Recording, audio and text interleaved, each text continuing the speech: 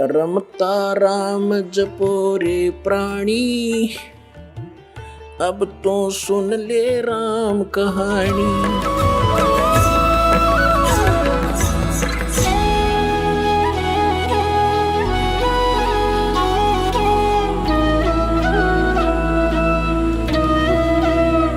ये कौन से पंथ हैं?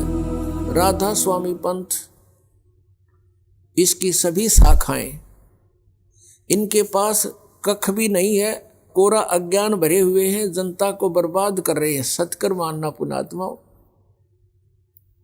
दास का उद्देश्य है कि सच्चाई को जनसाधारण के रूबरू करूं, ताकि इन अज्ञानियों से पीछा छूटे, जिन्होंने जीवन अपना भी नाश कर लिया और आपके लिए भी बाधक बने हुए हैं।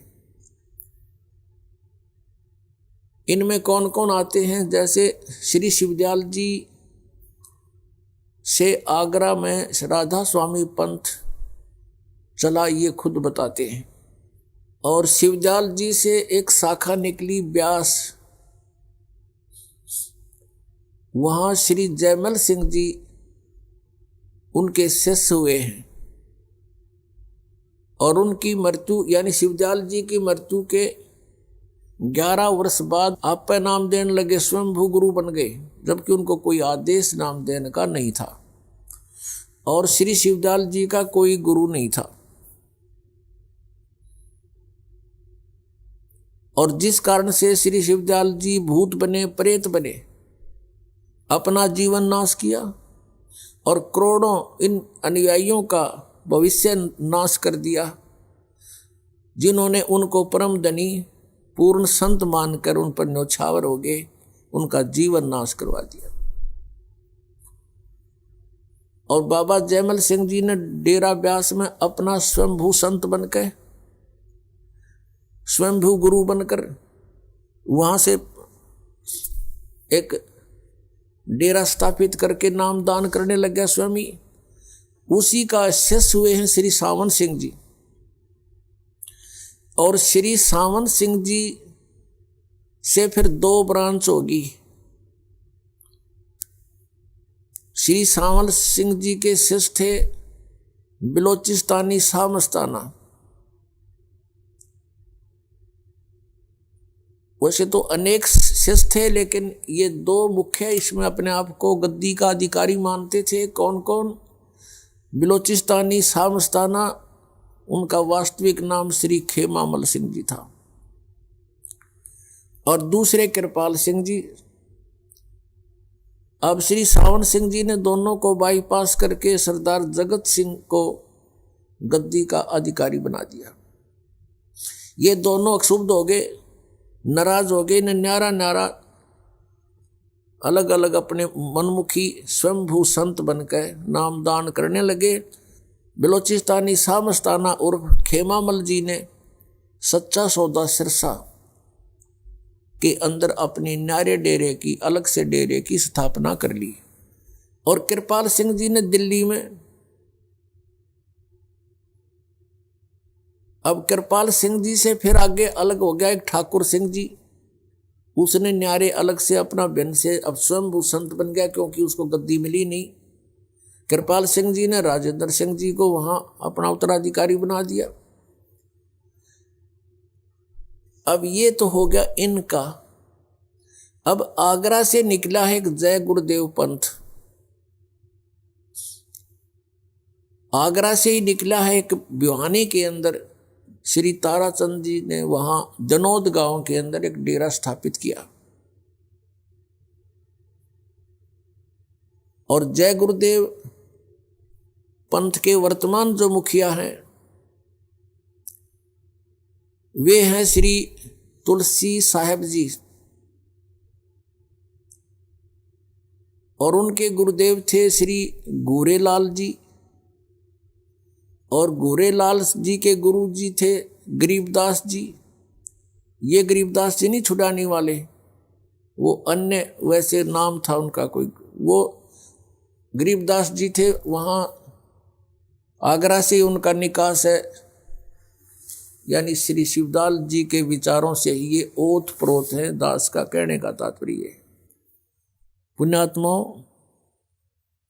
ये तत्व ज्ञान है, इसको ध्यानपूर्वक समझना और निष्पक्ष होकर के विचार करना।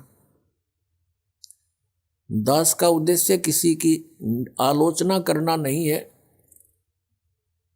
दास का उद्देश्य है कि सच्चाई को ऊपर लाऊं, और ये वर्तमान गुरु बने हुए हैं, इनके पास कोई ज्ञान, कोई आधार, सत भक्ति शास्त्र अनुकूल नहीं है। इन्हें भी विचार करना चाहिए, क्योंकि प्रत्येक प्राणी परमात्मा पाने के लिए प्रयत्न कर रहा है, और परमात्मा पाने के लिए ये उन संतों से मिले जिनसे उन्होंने गुरु पद प्राप्त हुआ। अब वो साधना भी परमात्मा पाने के लिए कर रहे हैं, और वो साधना ही गलत है,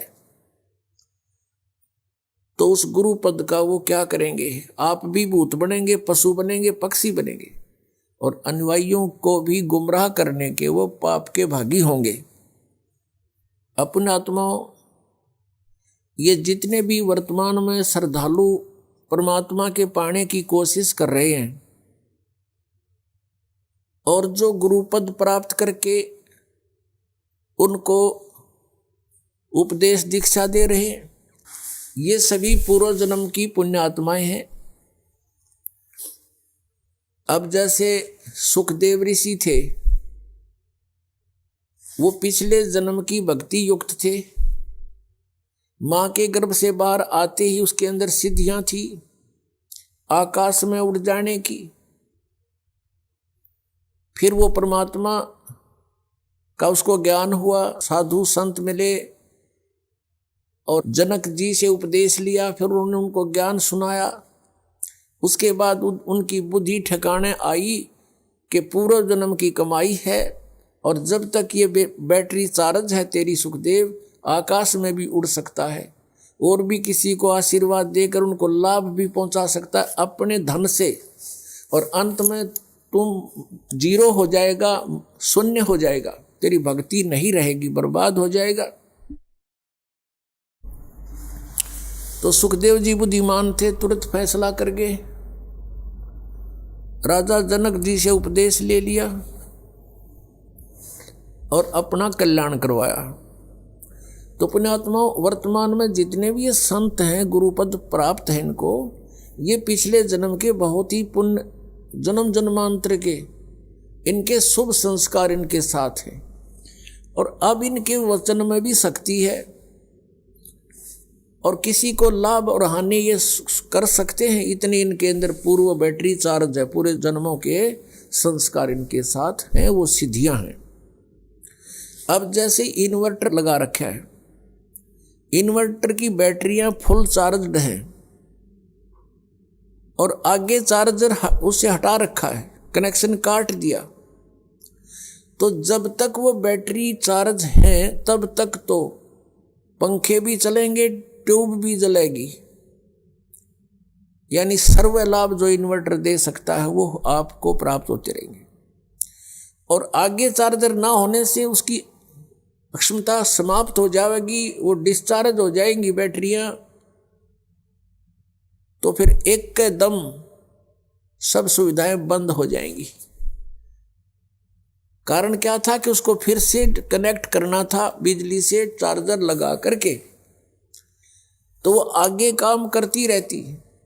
तो ऐसी दशा इन संतों की हुई है जो वर्तमान में संत गुरुपद पर हैं, या इनके जो पूर्वज हैं जहां से डेरे स्थापित हुए हैं। ये पूर्व जन्म की पुण्यात्माएं थी, और जिस समय इन्होंने ये डेरे स्थापित किए, उपदेश देने लगे, श्रद्धालु बहुत ही परमात्मा को चाहने वाले थे, शिक्षा थी नहीं, तो ये सोचा करते थे ये जो ज्ञान दे रहे हैं महापुरुष हैं, इन्होंने परमात्मा पाया है, ऐसी ऐसी बातें बना रहे हैं। तो एक वक्ता और पूर्व जन्म की जिसकी भक्ति साथ है, उसके वचन में भी पावर होती है, उसकी बोलने की शैली भी अन्य प्राणियों से कुछ श्रेष्ठ होती है, जिस कारण से श्रद्धालु उन पर आसक्त हो जाते हैं और निसंशय होकर के उनके वचनों को अंतिम और सत्य मान लेते हैं।